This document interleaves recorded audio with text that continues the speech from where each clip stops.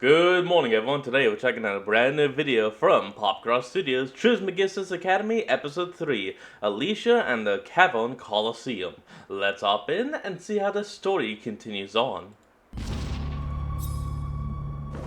Previously, on the Trismegistus Academy, Alsaya Lamani represented her school, the Ludum Academy for Fearsome Fighters, as their top student when visiting the Trismegistus Academy, or Tahe for short. But during this visit, her intent was not to return to her school. I guess I missed that. The LAFF is a horrible place where the students may be training to get stronger, but if they can't keep up, Headmistress Eloise Ludum or one of the other faculty may not let them live it down. Yeah, crazy Literally. People. Alsaya began attending, believing Ludum could help her discover who killed her superhero/overseer sister, Delilah. But now she's found that sticking around isn't worth it, and the faculty at Tahe may be better suited to help her, if she can only get away. At the end of the presentation at the Trismegistus Academy, where 7 LAFF students showed off their abilities to the rival school that they'll be competing against in the near future, Alsaya uses her super speed and sneaks away from her class to try and get help. Jake Tajin of Tahe's Maverick class noticed her running off and chased her down. She tells him that she's trying to get away from the LAFF and about how awful Ludum is. He starts offering to help, but then suggests an alternative. They work together. No doubt that Ludum is as bad as they say. I mean, we literally saw it in episode 1. She is a crazy woman. Together to take Eloise Ludum down. If you are enjoying this series, please consider liking, subscribing for more, and possibly sharing the series playlist with someone else who might enjoy it. Now let's get into the Trismegistus Academy, Chapter 3. Alright, here we go. Alsaya's legs twitched as she considered what this boy had said. She liked the idea of taking down the headmistress of the LAFF, but would that mean returning to Ludum's horrible school and dimension? How would we take her down? Alsaya asked, anxious that question. At any second Ludum would appear out of nowhere and drag her away. Honestly, I don't know, but having someone on the inside could be a huge help. Look, if you really need to get out of there, we should just get you out. Trust me, I know what it's like to think you've escaped a horrible prison just to be put back inside. Yep. Long story. But if we just get Headmistress Trismegistus to keep you away from Ludum now, Ludum might get nervous about the connection between our schools and cut ties with us. We might miss our shot to take her down and get the other students out of there. You're probably not the only student who wants to escape, right? Well, it's kind of hard to say.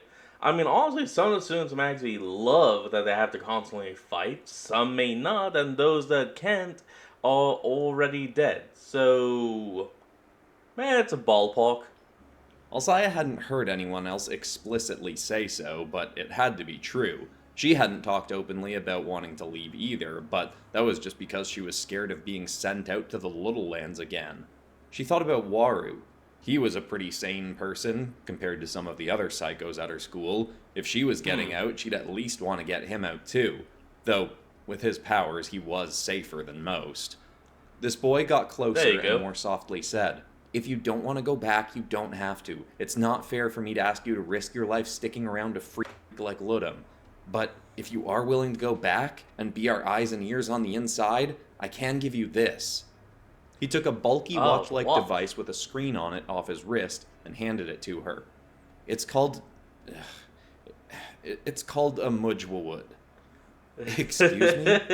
He rolled his eyes. I know, I didn't name it, but the point is you can use it to contact, well, not exactly. I didn't name it, you didn't name it, the person that actually named it isn't here. Me, because I'm giving you mine, but my friend Anna, she goes here too. It's a piece of tech that a team of superheroes I'm a part of uses to jump around the multiverse and communicate with each other. Plus, even though Ludum's dimension is locked, it can get you out. Alsaya's eyes flashed wide. Wait, are you sure? What? Seriously? How? Jake rocked his head back and forth. Again, it's a long story. The team has gone up against Ludum before and found a way to get through her locks, but the thing is, you can only use it to get out once, because as soon as you do, Ludum will sense that someone transported out of her universe and probably figure out it was you pretty quick. Going back after that will be too dangerous. It's a last note. If Ludum sees you with it, she might recognize it and, well, don't let that happen. She's not a fan of us and wouldn't be thrilled about you having some of our tech. Alsaya cautiously took the device.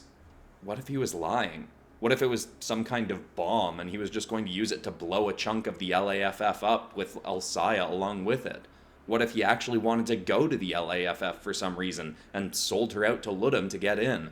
Or what if he just did something stupid like call her on the watch at a bad time and alert Ludum to her having it? The thing is, how Alsaya can he looked call around. when that The is green his? fields and marble architecture of this place were beautiful. I know he's most likely just thinking a bit too much, so brain's kind of running real fast. I get it.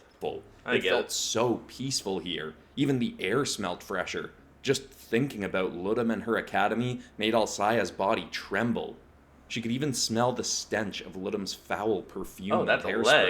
leg. But Thought that was quickly a she tail. realized that wasn't just from thinking about the LAFF. In a panic, she shoved the watch in her boot. Okay, fine, I'm in, but tense your stomach really hard and play along. What? She punched him in the stomach, trying not to hit too hard, but making sure it looked real. It's like, oh, She son of tapped a each foot on the shung. ground twice, and her Damn. body shook with energy. Jake stumbled back from the hit, but leapt up into the air and hovered far enough that Alsaya couldn't reach. She sprinted around him in a circle, gained some momentum, then flung herself into the air, swinging her foot in a whirlwind. He threw up his arms to block. Her shins slammed into him, and he spun back through the air, steadying out quickly. Green globs Damn, of can slime see hits. illuminated around his hands. He tried hurling them at Alsaya, but she sprinted along the ground, zigzagging and avoiding every shot. She got some distance, then charged towards him and sprang off the ground again, thrusting both feet at him in a double kick. He flew up to try and dodge, but she still clipped his feet with her own, and he pinwheeled through the air. She landed in a slide, tearing up the beautiful grass as she did. This kid Damn. didn't seem to be a great fighter. Could she really trust him to help take down Ludum? She was just about to start running again when, out of nowhere, Yeah, Jake isn't the best fighter, like he just said, but the guy's got guts. a That's all I can golden say. light hammer swung at her. She tried to leap out of the way, but was slammed by it and flew back. Her whole body was shaken by the blow, but she managed to spin around, get her feet to the ground, and run to a stop. A furious-looking boy with floating golden angel wings flew towards her, with the hammer soaring to meet his grip. Get away from Jake, Ludum lover! She braced for Ooh, another hit, when a okay. gentle but powerful voice echoed across the field. That is quite enough. The boy grudgingly held back his swing and turned. Evangeline Trismegistus was walking briskly onto the scene, with Ludum and Alsaya's fellow LAFF students approaching behind her. Alsaya was glad that Ludum's scent was pungent enough to warn of her approach. As the tall, bird-faced headmistress walked up to Alsaya, she Well, I mean, I guess it makes sense. Have you seen a hell? Woman uses like 5 cans of hell spray a day. feared what Tahe's leader may try to do to her. But the fear was clearly misplaced. Evangeline looked over at Jake before speaking. He landed and nodded as if to say he was all right. Trismegistus then turned to Alsaya. Ms. Lamani, I understand combat and aggression are encouraged at your academy, but when you are on Tahe school grounds, we ask that you only engage in such behavior at the designated times. And Is that locations. seriously all this woman had to say? Alsaya looked past her to Ludum, who was approaching as well. Yes, Alsaya, I love your enthusiasm, but remember that the softies here at Tahe can only emotionally handle a fight after they sit in a corner quietly and meditate on inner peace for a few hours first. Ludum put a hand I want proudly that on one with the Alsaya's bone. shoulder, and it gave her a chill. What say we head back to a real super school, Alsaya looked over at Jake, feeling the watch pressed against her leg in her boot. Will they He bond better that have been school telling to the the truth ground? about the thing being able to get her out of Ludum's realm. Fine, I'll wait till our first tournament to beat up these softies, she said, hating every word of it. Ludum gave her a curious nod, then said, Marvelous, fearsome fighters, with me. 4 semi-translucent purple rings emerged from her arms and hovered forward. They all gathered together, then expanded. A portal appeared within them, and all the LAFF students filed in. As Alsaya approached, being led by Ludum's hand still on her shoulder, she considered running one more time. She could turn back now. She could get away from Ludum right this second and probably live a peaceful school life at Tahe. I'm not sure how The that would feeling the work. grubby fingers of Ludum on her shoulder made her that much more eager to tear Ludum down. She stepped through the purple portal, going from the calming, serene nature of Tahe to the grim, gothic brick and concrete of Ludum's academy's inner walls. The dark, castle-like structure behind Alsaya filled her with dread, but the idea of it crumbling gave her some sense of peace. The portal shrunk and disappeared as the four purple rings separated and moved back onto Ludum's arms. Well done, students. I think we showed them what our academy is all about. Especially you, Alsaya. Unexpected of you to strike out on your own, but the initiative is appreciated all the same. Did that Jake boy cause you any trouble? She just shook her head. Just wanted to scope out their training sites, and he got in my way. He got in the way, yeah, exactly. Alsaya hadn't even gotten his name and was surprised Ludum had known it. Jake must have been telling the truth about being part of a team that had taken on Ludum before. Alsaya knew Ludum was awful, but was she seriously some kind of multiversal supervillain? Alsaya hoped she'd get a chance to ask soon. Ludum gave the 7 school representatives the rest of the day off. Alsaya's friend Waru had been with them too, which was good because he was the only person she thought she could trust with her and Jake's budding plan. He was headed towards the dorm rooms. She started to follow when the flaky face of Vinda de Mar stepped into her path. You'll do anything to kiss up to Ludum, huh, Laymani? Alsaya rolled her eyes. Back off, Vinda. Oh, great, we got the meme going. Alsaya tried to march past her, but Vinda swung her gangly tail at Alsaya's legs. The tail hit, but Alsaya's speed was still active enough that she felt it and thrust her legs back, using the momentum to throw and land a backflip, then rapidly punch Vinda in the face 3 times before kicking her full force into the nearest wall. Vinda quickly pushed back off the wall and out of her I'm not all for the violence, but when it comes to mean people, I am for the violence. Shoulder emerged another arm, then another as one of her fiends that she could spawn was clawing its way out of her flesh. Ladies, please, Ludum said, strutting between them. You have all made me so proud today already. Save this little scrap for tomorrow. You'll have ample excuse to tear each other apart in the Cavern Colosseum. She turned to Vinda. All right. Remember this embarrassing strike Alsaya laid upon you, Vinda. Keep that hatred with you for tomorrow. Hatred is excellent fuel for victory. Vinda snarled but nodded as her fiend's limb slid back inside her. That's actually kind of true. She looked at Alsaya and slashed her tail across her throat, as if to say, "You're dead." Alsaya didn't care. Vinda was tough, but Alsaya could take her when she was fully focused, which she'd certainly be for the Colosseum competition the next day. Alsaya ran into the westernmost tower of the school grounds to get to the dorms. There were 2 of these towers on opposite ends of Wait, what the heck's with that belt? The school, but Alsaya and Waru lived in the west end. The round tower rose 25 stories, with a spiral stone stairwell in the middle. Each floor had 20 rooms. Alsaya was on the 16th floor, and Waru was on the 13th. She managed to catch up to him on the stairs. Waru! Hey, Waru! I gotta talk to you. Can I come back to your room?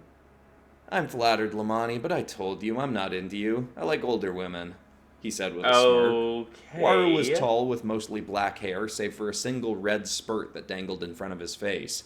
He was only 16, but acted like he was much older than everyone else in their class. He was a pretty chill guy, but also had an annoying habit of never taking anything seriously.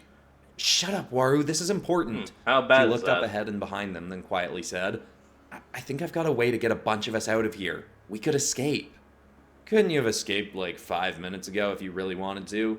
Honestly, I thought that's what you'd done when I saw you run off, he said as he kept walking up the stairs, reaching the 13th floor.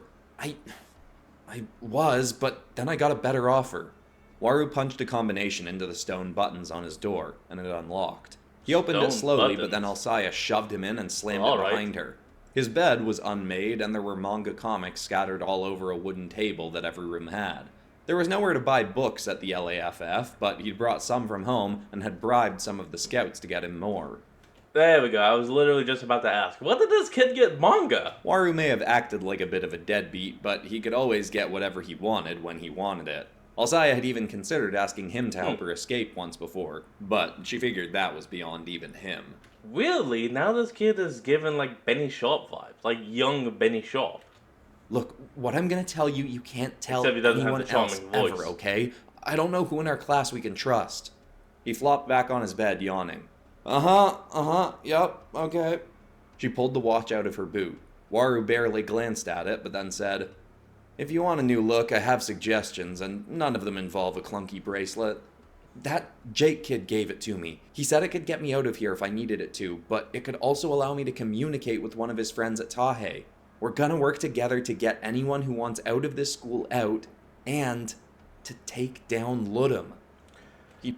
Just crossing my mind, but isn't there a chance that Ludum Academy is completely filled with bugs? And I mean, like listening, audio, video, camera bugs. Like the whole Watergate scandal thing. So probably not safe to talk about any of this within the Ludum walls. But I guess we're gonna find out. He nodded sarcastically. Wow, well, more luck to you. She grabbed a book off his table and hurled it at his head. Without looking, he caught it. Thanks, but I've finished this one. Can you toss me Jujutsu Kaisen Volume 11? Ooh, Do you seriously not want to get out of here? You've been to the Little Lands too. Even with your powers, you know we might die here way before we graduate. He shrugged. Trust me, death isn't as big a deal as people think. Besides, I like it here. I've lived a safe life before, and it was so boring. At least this place is exciting. Well, fine, you can stay all you want, but don't you care about anyone else? Don't you think there are other kids like me that got tricked into coming here and now want to leave and not risk dying? Don't you have any heart at all? No idea. Waru rolled his eyes so much that his whole head rocked, but he finally sat up and looked at her. Fine, I guess I don't want you to die. Plus, taking down a psychopath school from the inside could be exciting too. What do you want from me? Just help me figure out who else in the school might want to get out of here and who we could bring into the plan. I mean, Jake and I don't really have a plan, but we're gonna need numbers, and I'm sure there are other kids who are just keeping quiet about wanting to escape. He sarcastically saluted. Righto, Captain. Now can you let me get down to reading? We don't get a whole free afternoon that often. Waru may have been infuriating, but at least he was in. That made one person, but besides him, Alsaya had no one is still better than none. idea where to start. It always She shoved the watch in her boot and hurried back to her room. Her own bed was well made and her desk empty, other than a picture of her on Delilah's shoulders when she was younger. It broke her heart every time she saw it, but also kept her determined to stay alive to figure out who killed her older sister. That was still her ultimate goal, but Ludum needed to be put in her place just as badly as the monster that had taken Delilah away. Alsaya sat on her bed, fidgeting with the watch for nearly an hour, unsure of what to do with it. She didn't even want to turn it on out of risk that she'd do something that would alert Ludum to her having it. She felt so alone. She didn't know if she could actually trust this Jake guy, and even if Waru knew the plan now, he seemed to barely care. As she often had over the last few months, Alsaya just wished Delilah was there to help her. As she thought, she fidgeted with the device. The watch was round. I'm sorry, but honestly, every time I hear the name Delilah, my brain just starts playing that dang song. Oh, Hey Delilah, what's it like in New York City? Yeah. All that just starts playing every time I hear the name. And mostly silver with 2 gold bars on either side that attached to a black leathery strap. There were no buttons, but eventually she built up the courage to press her finger on the screen. It illuminated and 2 text boxes appeared, one read screen and the other read hologram. She pressed hologram because it sounded cooler. That's useful. A green light projected into the air above the watch, revealing more text boxes. The options read, call teammate, call group, multiverse jump, and games. Alsaya tapped on call teammate, and a long list of names and images appeared, presumably showing all the different people on the superhero team Jake was a part of. Had all of these people worked together to take out Ludum and they still hadn't succeeded? How were Alsaya and Jake going to pull it off then? I don't know. She scrolled down until she saw a name she remembered. Anna. That was who Jake had said she could call. Anna Fens. Alsaya's heart was pounding as she pressed on Anna's image. 2 more options popped up. Call Anna and send recorded message. Alsaya wanted to call. She wanted to talk to someone, but she was scared. What if this Anna person wasn't on board? What if Ludum could detect the call? Alsaya was terrified, but couldn't do nothing. She hit send recorded message. That's good. That's good. Play it Hi, safe. Anna. This is Alsaya. I don't know if Jake has told you what's up, but I'm gonna start trying to find other kids who want out. I told my friend Waru. he's an idiot who doesn't want out, but he's gonna help me find out who does.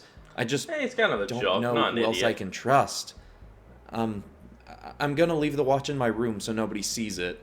I guess messages are safer, but we'll probably talk in a call at some point, I guess. Uh, bye? She had no idea what else to say, so she just sent it. She tossed Fair the enough. watch down onto her bed and lay back with a hand over her eyes. Why had she come back here? This place was horrible. Most of the kids here were crazy anyway. Maybe none of them wanted to leave. Though the thought did cross her Here's a mind. chance. Delilah would have come back here to help the other kids, no matter how crazy they were. Alsaya wasn't sure how Yeah, long she lay true. there, but eventually the bed buzzed. She sat up and looked at the Hmm? watch. The screen was illuminated. She tapped it, and a hologram appeared above with Anna's image. It was an incoming call. Nervously, Oh, she pressed wow. answer. Weirdly, that actually is something that still happens in today. Like, you send someone a text, and then they just immediately call you, and you're not prepared. You're like, oh, whoa, I wasn't expecting this. A full color video Oh, feed that's showed a good. blue skinned girl with purple hair. She smiled in a friendly but slightly anxious way. Hi, you're Alsaya, right? Yeah, Anna? Yeah, that's me. Sorry I didn't see your message earlier. I don't always keep my Mujwawood on me. Jake told me what's going on, and I definitely want to help. I also wanted to say it's super brave of you to be willing to go back to Ludum's school. Jake and I never fought her ourselves, but from everything we know from our friends, she's done a lot of really horrible things. Oh, without a Alsaya's doubt. heartbeat slowed, sensing how kind this Anna girl was. Yeah, she's a maniac. I don't know anything about her from before she ran this school, but it doesn't surprise me that people have been trying to take her down. Yeah, our friends were fighting her back when she used to make these awful death arenas where she'd kidnap people from across the multiverse and make them fight till there was only one person or creature left alive. And that's why she now has the school. Alsaya groaned. Wow, so she's always been a psycho, huh? I can't believe how stupid I was to come to her school. Hey, don't say that, okay? You didn't know, and she's probably really good at manipulating people. This isn't your Without a fault, doubt. but you're doing a great thing by helping us get other kids away from her. You're a good person, Alsaya. It's gonna be a Alsaya struggle. almost started tearing up just hearing that. It was so strange talking to a genuinely supportive person after all this time at Lidham's Academy. It almost felt like talking to Delilah again. They chatted a little while longer, and it really calmed Alsaya down. Anna was a That's bit useful. timid, but she And was it's really really good. sweet. Anna said she wouldn't always have the watch on her, but she'd make sure to check it regularly, and Jake would as well. They were trying to figure out who at their school to bring in on the plan too. Perfect. Anna also reminded Alsaya that if she did ever get in serious trouble, just use the Mujwawut to get out of there. She said instead of going to If the it all comes down to it, use that one-time jump and just book it. And go to the sharpness or whatever it's called. Get the Reaper if you have to. Trismegistus Academy to get away, it may be better to go to Dimension A016, which was the base of their team of superhero friends. Anna said the watch would take Alsaya to a hill just above their headquarters, and anyone there would be happy to help her. When you teleported into Tahe, unless given another way in by the faculty, you'd appear in the Nexus Pyramid and not be able to access the school without passing something called the Resonance Test.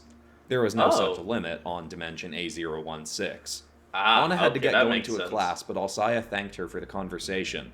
When they hung up, she hid the watch away in a spare pair of boots and shoved it far under her bed. She didn't do much else that day, other than think up ways to take down Ludum and think of who in the school may want out. She had a Yeah, few that's the ideas of toughest students part. to talk to, but none of them were clear enough to be definitive choices. Eventually, Alsaya went to sleep early, knowing she'd be awakened early the next day for a grueling day of combat. Yes. She was The woken Cavern up, Colosseum. as everyone was, by a blaring, wailing alarm that bellowed through the dorm tower. Alsaya got ready quickly, but before leaving, checked the watch. On the screen, it Anything? read, one new message. Oh, She desperately yes. wanted to check Good. it, but knew if it was longer than a couple minutes, it'd make her late. Late students often got some kind of hindrance in the arena matches. Ah, crap. Alsaya couldn't afford that with Vinda ready to hunt her down.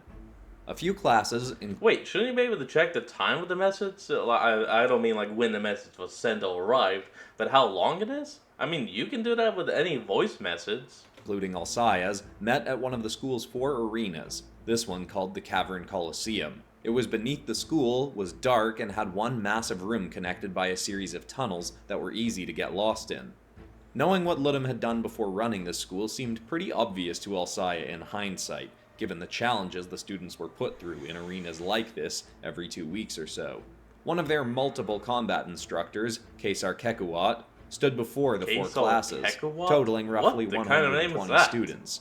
He was a very muscular man with fanged teeth and big spiky blue hair. He kinda looked like something out of one of Waru's manga comics.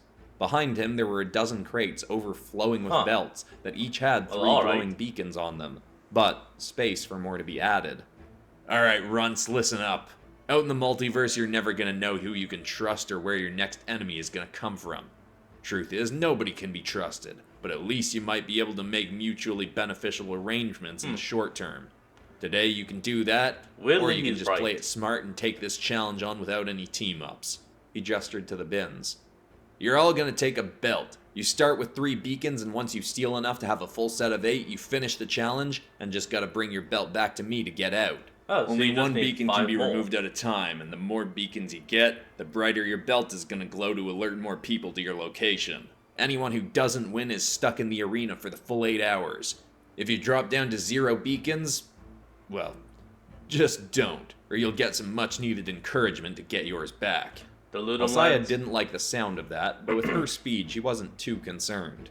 She glanced across her class and saw Vinda glaring out of the side of her eye at Alsaya with a vicious grin. Having fiends to go snag beacons for her was going to be a big advantage. Alsaya tried to ignore her and look around at the other students' expressions and I guess technically it isn't cheating if that's part of a PAL set. See if anyone else looked scared. If they did, that may make them a good candidate for approaching about escaping the school and fighting back against Ludum. Alsaya felt a gooey hand press against her back. She jumped a bit and turned her head. Behind her was Sammy Slazar. In his casual form, his body was split into normal flesh and purple dripping slime. He could shift the viscosity of the slime and make it change from slippery to incredibly sticky.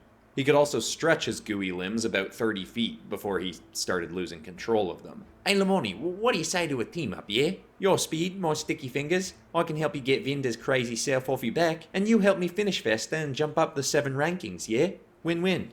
As far as fighters in their class went, Sammy wasn't one of the more savage and ruthless, but he was skilled. How do you know I need to get Vinda off my back? He chuckled. Because it's Vinda, and you're you. Guessing you didn't see her face when you got subbed into the top representative over Waru. Huh. She hadn't, but she imagined it wasn't pleasant. Alsaya gave him a sharp nod. It would be nice to have someone backing her up. Waru would have been an incredibly powerful ally, but he tended to be more of an I work alone type. Kekuat suddenly tossed a belt towards Alsaya's Yeah, and judging by the way this alt's coming out, looks like he does eventually stab you in the back. class. A few students reached for it, but Vinda shot her tail into the air and snatched it. She pulled it down into her hands and started putting it on. Kekuat pulled out a remote with a big dial on it.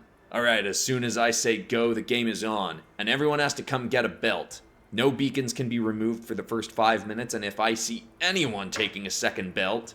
He pointed the remote at Vinda and cranked it up. Electricity burst off the belt, and she shrieked, then dropped to her knees. Got it? Good. Go.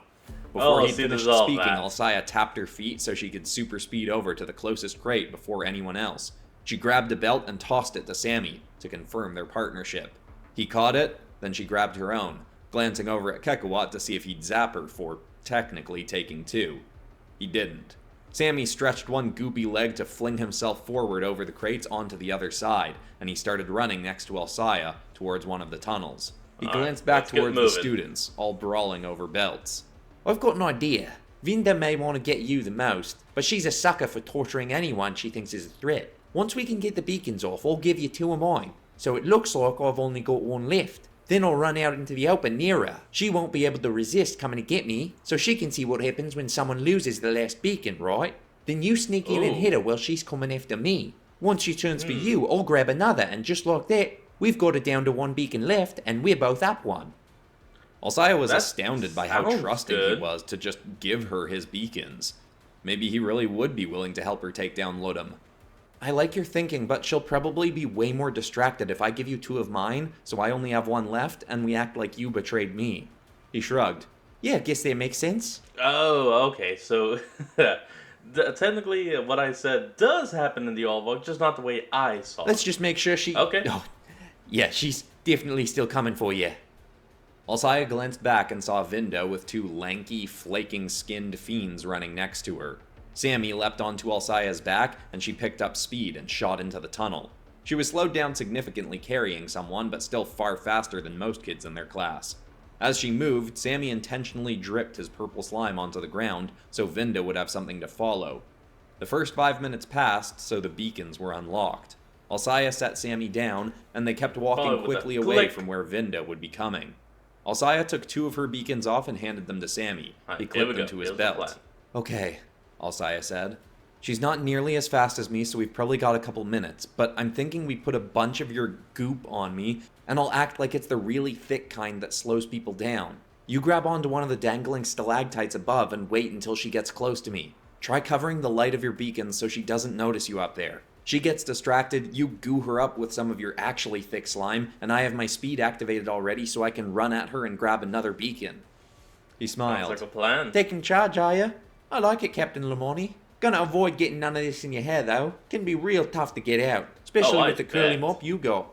She didn't care for how he described her hair, but appreciated the thought. He wiped his long purple hand over her body, and she instantly regretted the decision, but knew it made for a good plan. It still feels kind of thick and sticky. Is this really the thinnest you can go? Pretty much, yeah. But don't worry, it'll thin out the longer you've got it on. Alright, I'm gonna hide. He flung his arm above and grabbed the stalactite, then yanked himself Honestly, this Sammy guy is kind of remind me of a Lenopin from Ben 10. up, hiding on the side away from where Vinda would be coming. It took a few more minutes, but soon Alsaya heard clawed footsteps scrambling down the tunnel. Alsaya started yelling like she was furious at Sammy and was going to hunt him down. She knelt on the floor, acting like she was wiping the goop off her, as 2 fiends rounded the corner and hissed at her. Soon followed by Vinda, grinning and lashing her tail against the ground. Alsaya tried to act concerned as her vengeful classmate approached. Look at the once great school representative getting taken down by, rank 7? I hope Headmistress Ludum gets a good look at you like this. Maybe she'll send you to the Little Lands for a whole day this time.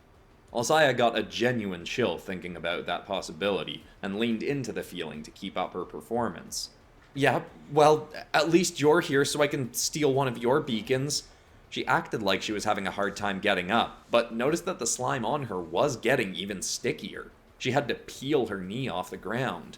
Looking a little stuck there, Vinda said, her flaking lips sliding into a vile grin. Looks like you gave her the wrong slime, huh, Sammy? What kind of power is that? I know, great, yeah, Sammy did betrayal.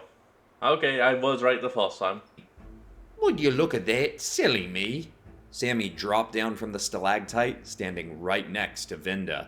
It's a wonder I can even keep me head on straight, he said, converting his neck to slime and spinning his head around in a circle. He unclipped one of Alsaya's beacons and stuck it right to Vinda's belt. All squared up? Now, first one to snag a 3rd beacon gets to keep it. Fighting through the goo, Alsaya stood up. Sammy, you slimy traitor! Oh, is it say something obvious time? How's about this then? Super speed is a boring superpower. You being the head school rep doesn't make no sense to anyone, and it's time you got bumped out of the top 7, permanent like. He stretched his arm out to the side and arced towards her. Vinda marched forward, lashing her tail again, while her fiends surrounded Alsaya. She slid her feet across the stony ground, wiping off as much of the slime as she could. She thought this is what she deserved for trusting anyone. Alsaya knew this wouldn't be an easy fight, but there was no way she'd let them get her last beacon. She tapped each foot 3 times on the ground, and her body shook so much her vision started to go blurry. But at least some of the slime started vibrating off of her. Vinda whipped her tail for Alsaya's head, but she dodged it easily, then sprinted forward. A wide, gooey hand reached in front of her path, but she slid under it, leapt up, and punched Vinda right under the chin. As Vinda's body flung up into the air, Alsaya reached up to grab one of her beacons, but a fiend wrapped itself around her arm and bit into her glove, stopping her. It didn't break through, but still hurt. Alsaya rapidly punched it 6 times in the head, and chunks of its skull puffed off as she struck. But then the other Oh, fiend that's gonna latched hurt. onto her swinging arm. She yanked her arms down and managed to slam both of them into the ground. But as soon as she did, she was smacked in the back by a gooey foot. She slammed face first into the wall and turned quickly, but felt sluggish, Oh, with I hope heavy, the school thick has goop stuck to dental. her back from where Sammy's blow had struck. Well, again, of course the school wouldn't have dental. Well, she probably is encouraging students to knock out their teeth. He swung a stretchy fist at her, forcing her to lean back. Her shoulders hit the wall and instantly stuck to it. She pulled hard to get free, but it was a slow process, and she didn't have time. Vinda's tail lashed towards her, and Alsaya raised her arms to block it. But the surprisingly sturdy limb slashed right through the thick sleeves on Alsaya's arms and tore through her flesh. She clenched her teeth to avoid crying out in pain as she finally pulled free from the wall and darted down the tunnel, skidding to a stop to give herself a second to recover. The fiends scrambled after Alsaya as Vinda and Sammy casually walked towards her.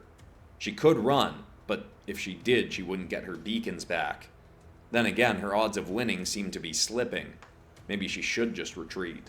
Before she could decide, she noticed a new Actually, if she can beat both of these people, she'll win. They already have a combined total of 8, plus with hers, that makes it 9. light source illuminating the ground from behind her.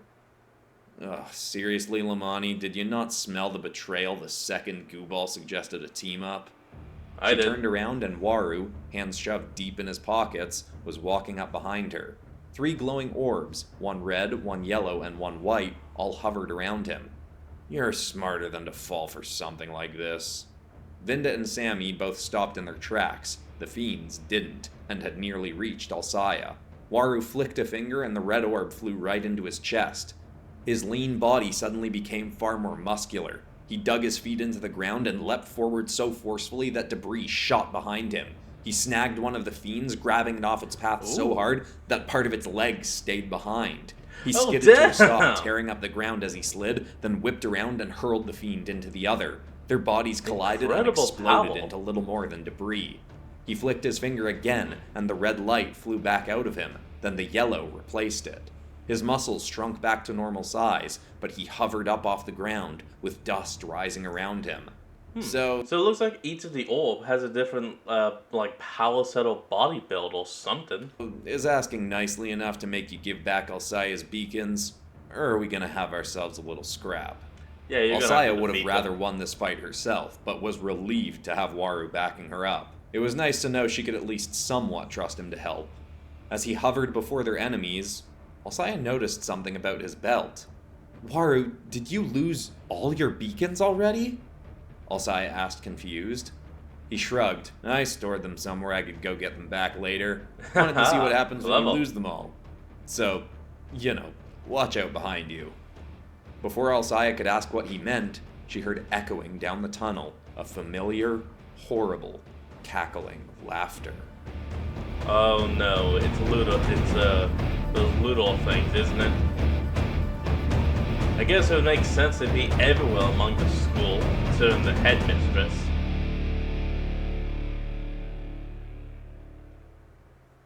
I haven't really gotten into Waru's whole story and concept yet, but honestly, it itself could have been a whole spin-off series, but it also fit really nicely into this series, so I'm excited to flesh that out more. Could And for probably you all do it to in, learn like, a what his mini whole deal episode. is. Anyway, I have a few other ongoing series right now, blah blah blah, the whole usual ending spiel. I'm not in the mood to do the whole thing right now. That's so besides fine. that, that's all for today, except of course we're ending this video on some kind of positive or inspiring note, and the thought I want to leave you with is a quote I read this week from Morgan Freeman, who Ooh. said, "Don't let getting lonely make you reconnect with toxic people. You shouldn't drink Ooh. poison just because you're thirsty." Now, I don't That's love the good. whole idea of labeling people as toxic. I think it gets thrown around a bit too much. I'd rather label specific actions as toxic, but I think Okay, yes, you are right in that, and I will agree with you 100%. But the whole thing is that if a person does toxic things and only does toxic things, then they would be considered technically toxic, and it's just what happens, unfortunately. broadly as general advice, that's pretty good stuff. Hanging out with the wrong people that you don't resonate with will just make you feel more lonely. And your And poisons people yourself, are out yeah. there. I hope that's inspiring. I love you all, and I'll see you all in the next episode on Monday. Fear of the Demon Hunters, Episode 3. See you there. Goodbye. Oh, cool. Alright everyone, well that's going to be the end of today's video, and I hope you all enjoyed this. Remember to like, comment, and subscribe for more. Link to the original will be in the description below, and I'll see all of y'all next time when we flick back on. Until then, this is Fox, signing out. Peace.